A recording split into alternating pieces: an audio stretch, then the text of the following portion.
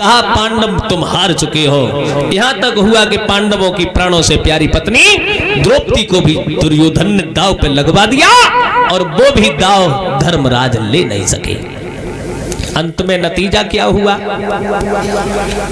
वो दुशासन को आदेश दिया है दुर्योधन ने कि दुशासन तुम चले जाओ और द्रौपदी को सभा में बुला के लाओ, जिस द्रौपदी की हमें बरसों से उसका इंतजार है, उस द्रौपदी का हमें बरसों से इंतजार है। वो दुशासन 10,000 हाथियों का बल रखने वाला दुशासन दुर्योधन की आज्ञा पाने के बाद में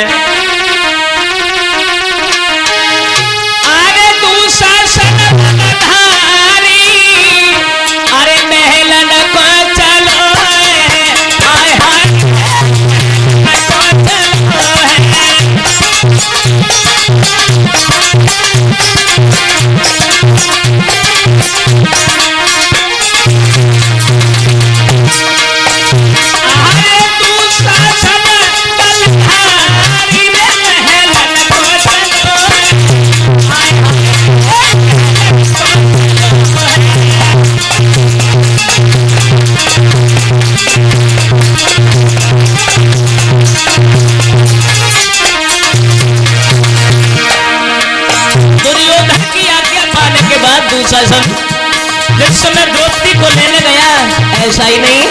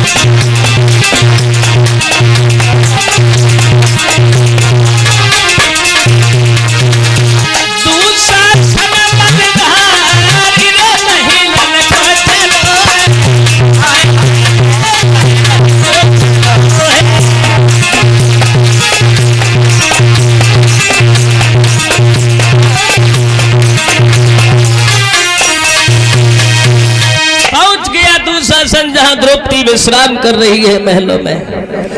द्रौपदी के पास जाकर के दुशासन ने कहा है तुम्हारे पति धर्मराज कोई गए जुआ में हारी रे अरे धर्म सुमन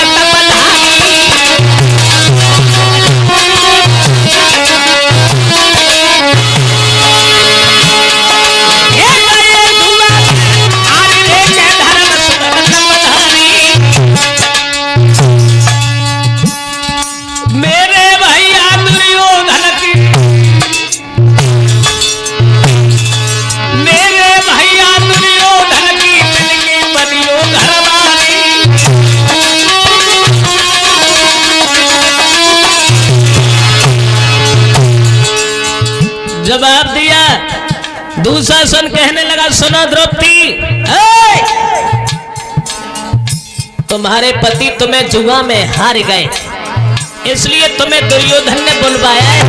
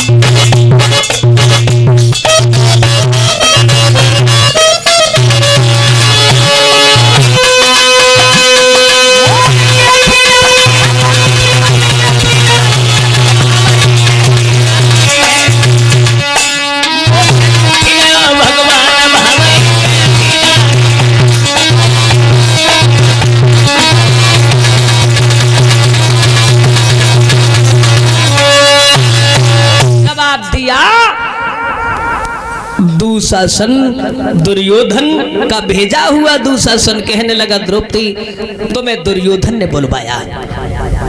अब क्या हुआ?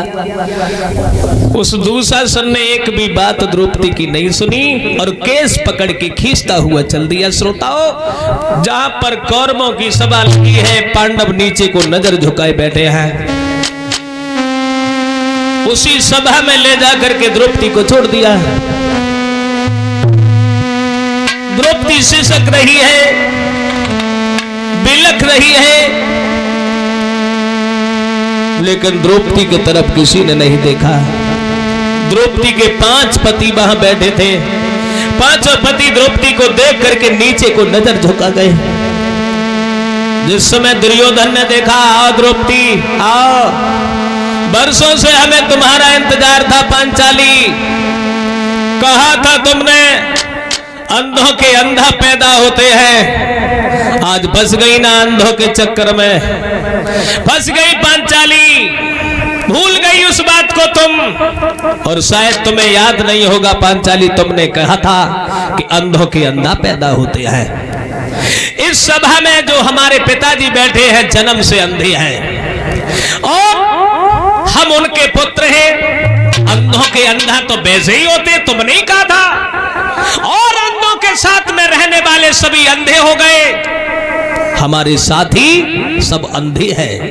इस सभा में केवल देखने वाले तुम्हारी पति बैठे हुए हैं और पति के सामने पत्नी को कोई लज्जा नहीं होती।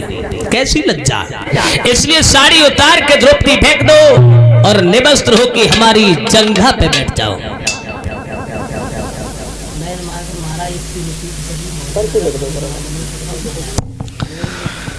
जवाब दिया दुर्योधन ने, पांचाली याद होगा तुम्हें, तुमने कहा था कि अंधे के अंधा पैदा होते द्रौपदी, और बोला है वो अंधे का बेटा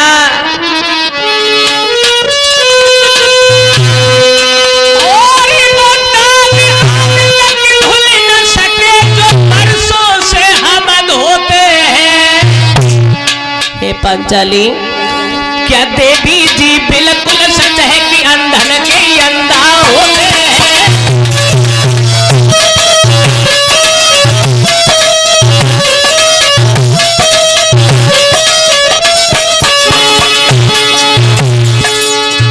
बोला दुर्योधन, पांचाली तुमने कहा था कि अंधों के अंधा पैदा होते हैं, लेकिन फंस गए। आज उन्हीं अंधों के चक्कर में फंस गई पांचाली।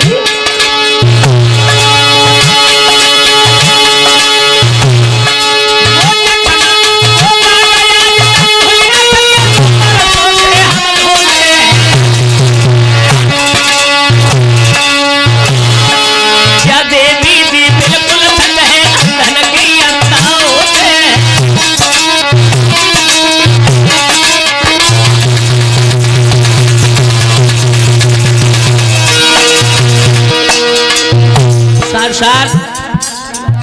ये 151 रुपया भेजवा रहे हैं हमारे करीब राम बाबू जी, जो गढ़िया के रहने वाले हैं।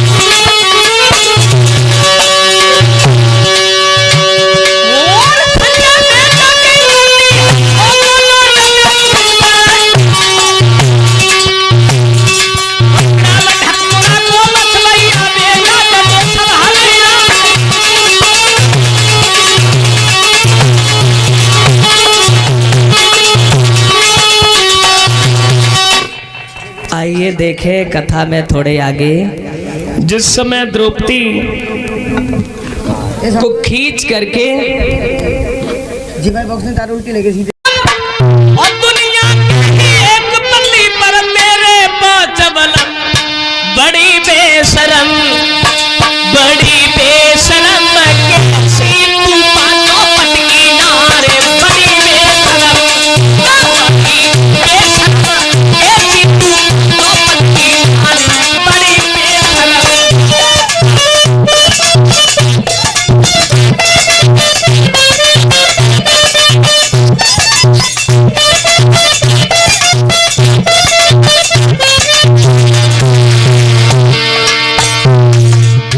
जवाब दिया कर्ण ने द्रौपदी से, एक कर कुछ दिल में शर्म, या कहीं एक पति पर तेरे पांच बलम, बड़ी बेशरम बड़ी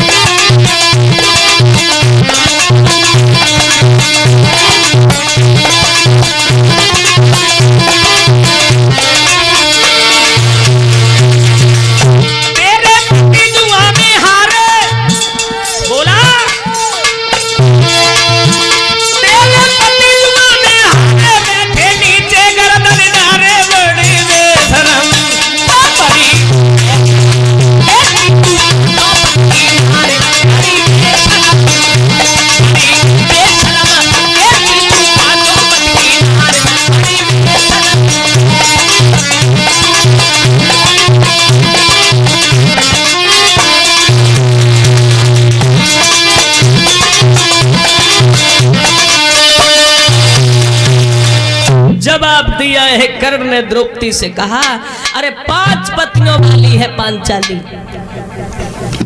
बहुत बुरी बात कही। आदेश दिया है दुशासन को, आदेश दिया दुर्योधन ने कि द्रौपदी की साड़ी खींच करके, द्रौपदी की साड़ी खींच के डाल दो और इसे नंगा करके हमारी जंघा पे बैठा दो। देखिए 10,000 का बल रखने वाला दुशासन वो द्रौपदी की साड़ी खींचने लगा, लेकिन जिसकी रक्षा भगवान करता है उसे कभी कोई हरा नहीं पाता। द्रौपदी की जब साड़ी खींचने लगा दुशासन, द्रौपदी भगवान को पुकारने लगी है मुरलीधर, सबकी तरफ देखती रही, जहाँ पितामह भीष्म द्रोणाचार्य कृपाचार्य सब मौजूद हैं, लेकिन किसी ने द्रौपदी के बारे में कुछ नहीं कहा। कौरव हंस रहे हैं, पांडव नीचे को नजर झुकाए बैठे हैं। अंत में द्रौपदी ने भगवान कृष्ण को बुला ही लिया और बोली है पांचाली मुरलीधर,